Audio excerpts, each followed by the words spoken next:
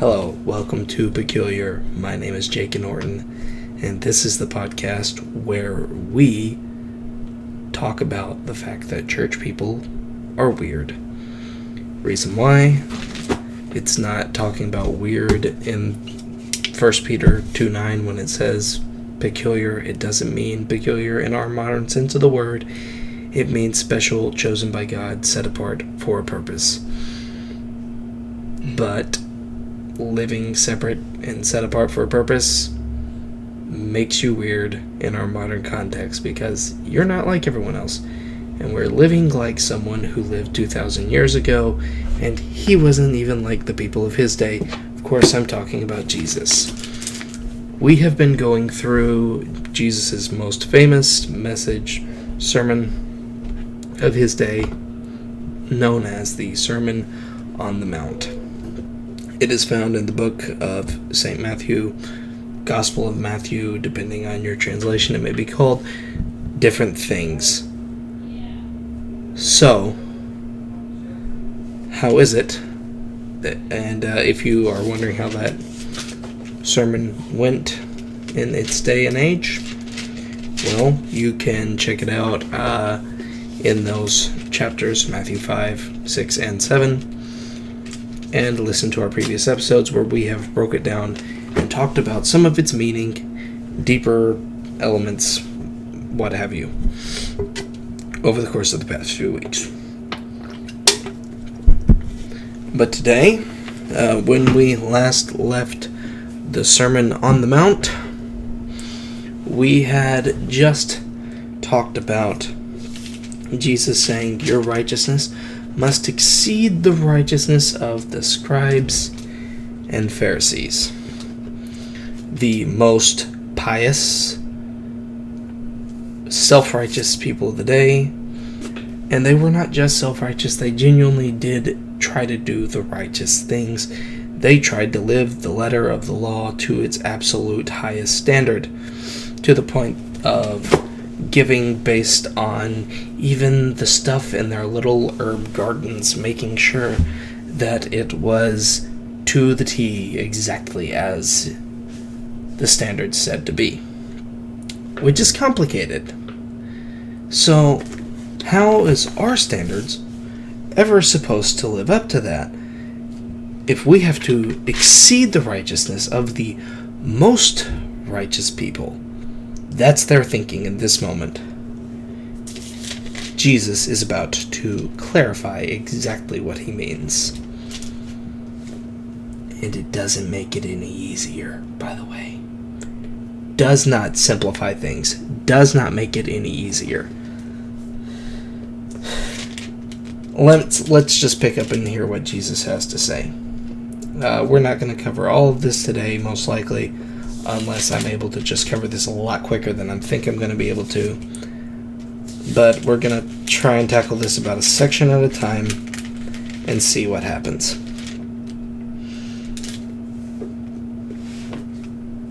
"For I say to you, except your righteousness shall exceed the righteousness of the scribes and Pharisees, ye shall in no case enter into the kingdom of heaven."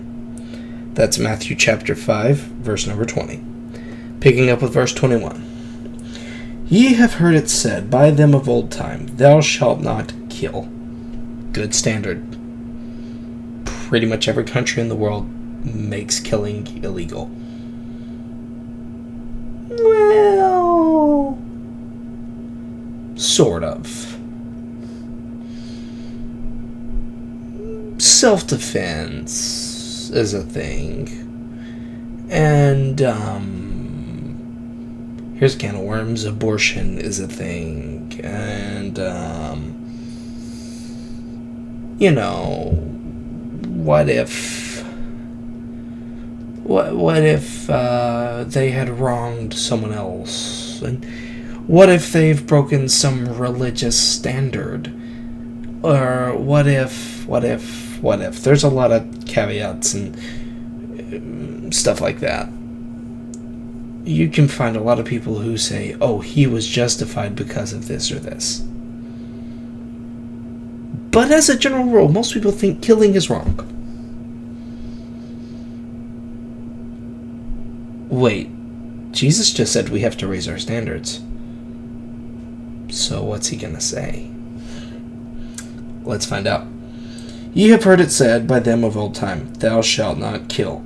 Whosoever shall kill shall be in danger of the judgment. But I say to you, whosoever is angry with his brother without a cause shall be in danger of the judgment, and whosoever shall say to his brother, Raca, shall be in danger of the council.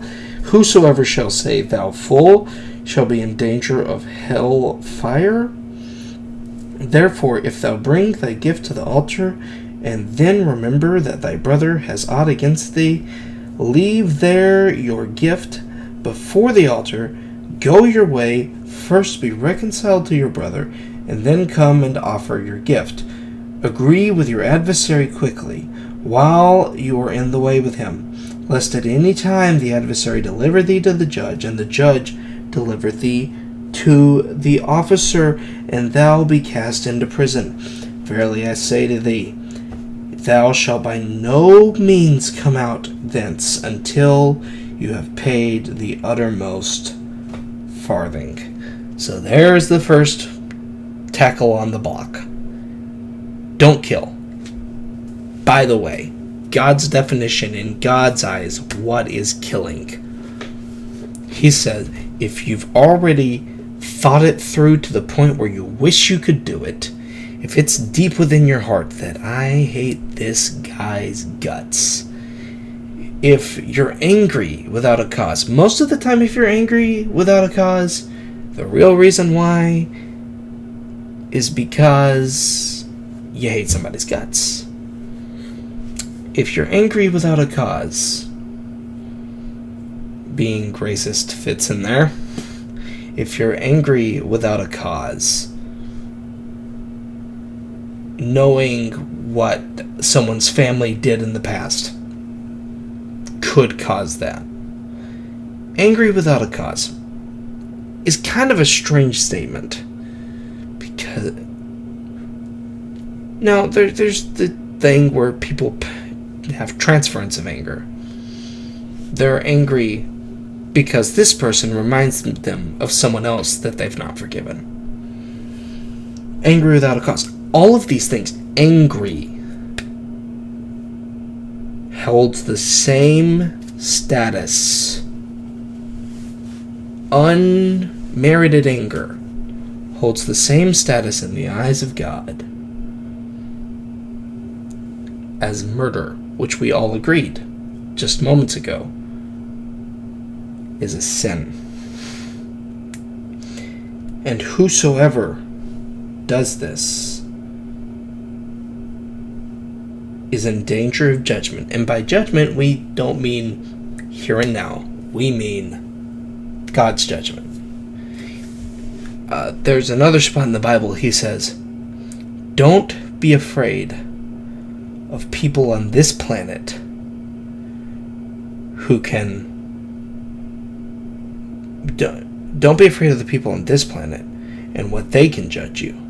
Be afraid of he who can destroy soul and body in hell. He's talking about hell. If you are mocking people, Raca, full danger of hellfire. Those people mocking people, teasing people, all those things, that's God's standard. Humiliating people, mocking people, all those things that he said, in this world you will have trouble through the mocking, through the persecution. If you become the cause of the thing that he said other people would do, you're in danger of hellfire and judgment. See, he has elevated his things, and he says, before you try to make an offering to God, before you try to worship, before you try to ask God for forgiveness, he said, I am not going to tackle this until you tackle your personal issues that you have with someone else. So if you've got something inside of you against someone else, You need to get that sorted out before you come to God. It's a very serious issue. He's taking this very seriously. If you bring your gift to the altar, and you remember he has something against you, you need to first get things right with the other people in the world. See, he's elevated the standard. The standard of... Basically, here's what you need to realize. Here's what he's putting forth. This is what he's really saying. What Jesus is saying is, hey, you know what? If you don't cross the line of anger without a cause, hatred, and foolish mockery, all those things, you are not going to have an issue with actually killing someone. Because the crime of murder starts here inside of us. It all formulates here in the brain and the heart before it ever gets to a knife, a club, a gun in someone's hand. Before that ever happens, festering anger happens. So if we can stop the festering anger by working stuff out with somebody, murder won't be an issue. I don't mean leave the festering anger inside of you and never express it. I mean get it worked out. That's what he says. If you come to the altar and you think somebody's got an issue with you, go get it worked out. The altar will be waiting when you get back. So he continues, after this high standard, to deliver another high standard. This one telling, instead of, this is why he says, agree with your adversary quickly. Before I get to the next thing, agree with your adversary quickly. So, you've got an enemy, try and minimize your issues with your enemy. Talk them out with him. Agree with him. Get to an agreement. Because otherwise, you're going to be dealing with issues. You're going to pay a large price. He says, look, your enemy is going to do something to get you thrown in jail or something. And you're not going to get out of that issue with your enemy without paying a high price. Unless, agree with him quickly. Get stuff worked out. That's the whole message here with this anger thing. Next, he says, you have heard it said. So we're moving on from murder to another big issue. Another huge human impulse. You've heard it said by them of old time, thou shalt not commit adultery. That's a heavy one. I think we can once again agree.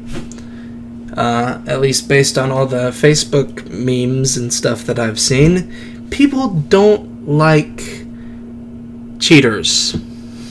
They don't. It's not a good thing. People get mad over that. Actually, if you commit adultery, a lot of times, it will lead to the anger, the issues between brother and sister in Christ. It leads to that. People get mad. Oftentimes, adultery can lead to murder. Actually, there's a famous Bible story where it did. So, yeah, it sounds about right. Don't commit adultery. Good standard. And then Jesus said, now let's raise the standard.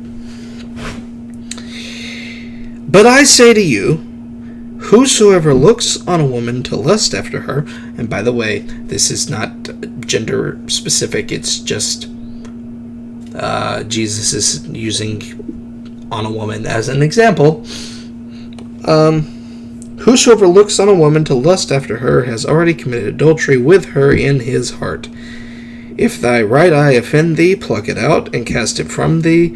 It is profitable for thee that one of thy members should perish, not that your whole body would be cast into hell. If your right hand offend thee, cut it off, cast it from thee. It is profitable for thee that one of thy members should perish, and not that thy whole body should be cast into hell. Okay, once again, kinda heavy. And let me say, because I know there's people out there who try to be very literal, we are not saying literally get a knife and pluck your eyeball out of your head. No. We're not saying get a saw and cut your hand off. No. We're not talking amputation here. We're talking something a little bit different. He's saying, look, adultery won't happen if lust doesn't happen. Put the guardrail closer, and that'll keep you from the big thing. If you don't let the little thing happen, the big thing won't happen. He said, however, you're going to realize you're going to get in situations where it's going to be easy for that to happen. It's really hard to control what your brain does. It's hard. It's hard to keep yourself from noticing the handsome, delicious man or the beautiful, drop-dead, gorgeous woman. It's hard to not notice that sometimes. But if you pluck your eyeball out, you won't notice, most likely. If you cut your hand off, it's going to be hard to go to the place, be in the area, do the thing that led to that in time past. So let me put this in something a little bit easier to understand language. If you have issues whenever you have your phone on hand,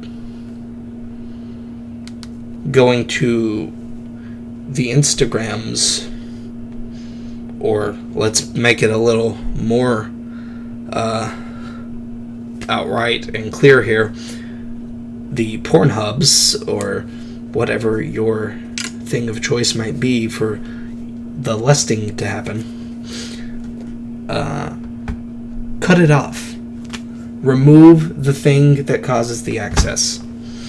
If you've got such an addiction that you can't have an Instagram account without going and finding all the most pretty, beautiful,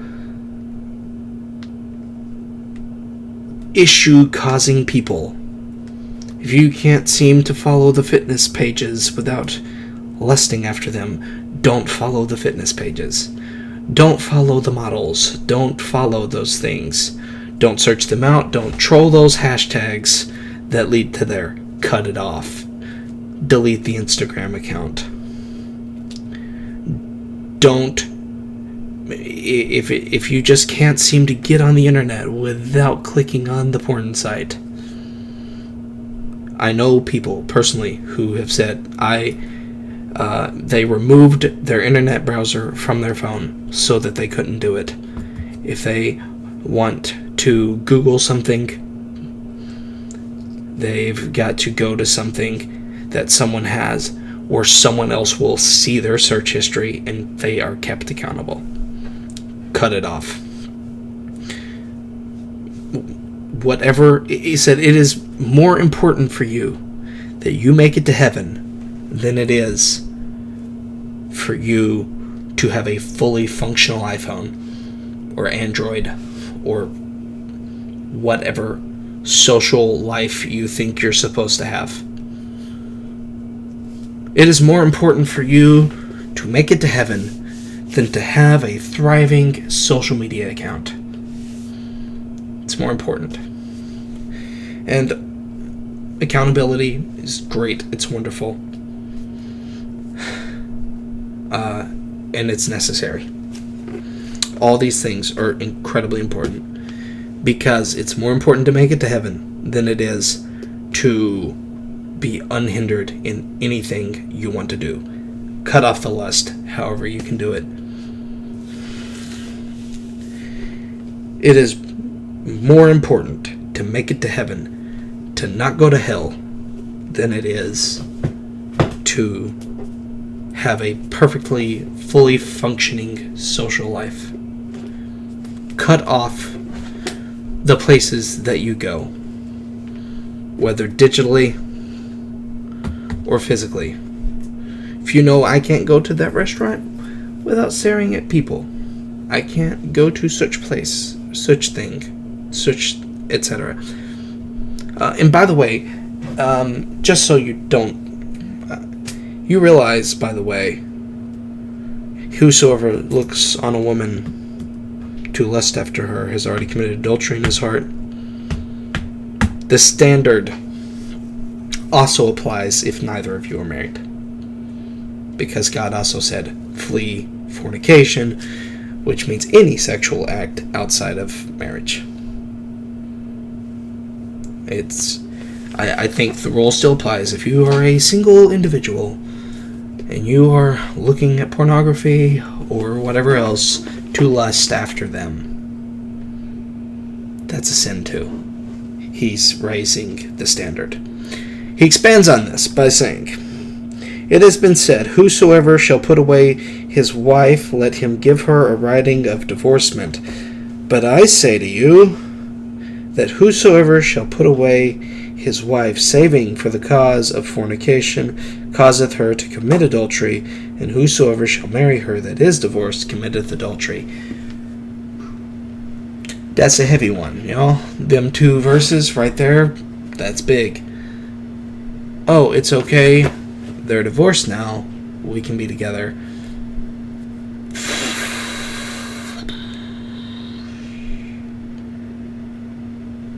That's a heavy one, y'all. You need to be sure of some stuff. Make sure you do some things, and I am not a pastor. That's a hard one to tackle. There's some excellent stuff out there that teaches on this. I recommend that you find a pastor to talk to you about this. But Jesus put it pretty straightforward here and said, I don't recommend a divorce unless there is some sexual sin involved on the part of the other person. And even then, he's still saying, no, bad idea. It's better to work things out than it is to be divorced. But once again, heard a podcast recently on this topic, and they went way more in depth. It's a long one, and it covers this pretty well and explains some things in some good ways. Because it's a hard topic to discuss.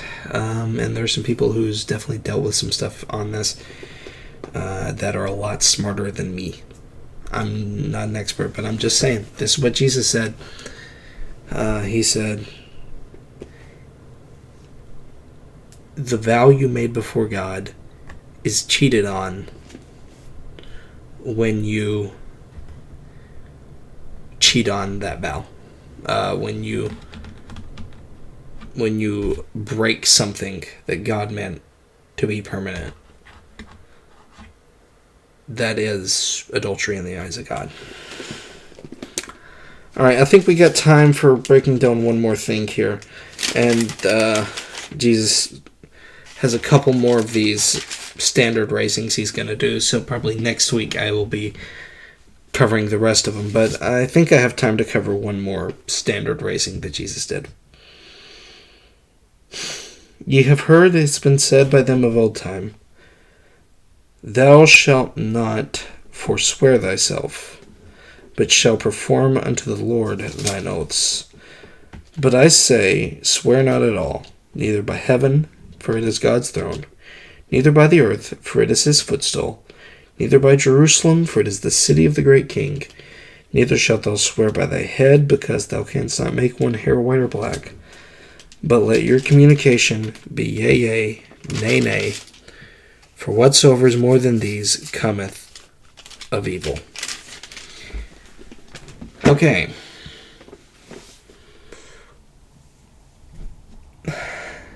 This is kind of an interesting one. There's a later spot in the Bible where he says, where we are told, don't say, tomorrow I will do this or that. Say, if the Lord wills it, we will do this or that tomorrow. Because we don't know the future. It is better to just say, I'll do that, and be honest, than to say, oh, I swear on my life, I will do that. Don't make a binding commitment that you may not be able to fulfill. Just say, if you say you're going to do it, do it. If you say you're not going to do it, don't do it. In time past, people of the day would say, oh, you don't need to swear by God or swear by the temple. You just don't do it. Just be honest. That's what the real thing you're hearing here is. Hey, just be honest. Just be true. Just be absolutely, authentically what God has meant to happen. And you'll have life be a whole lot easier.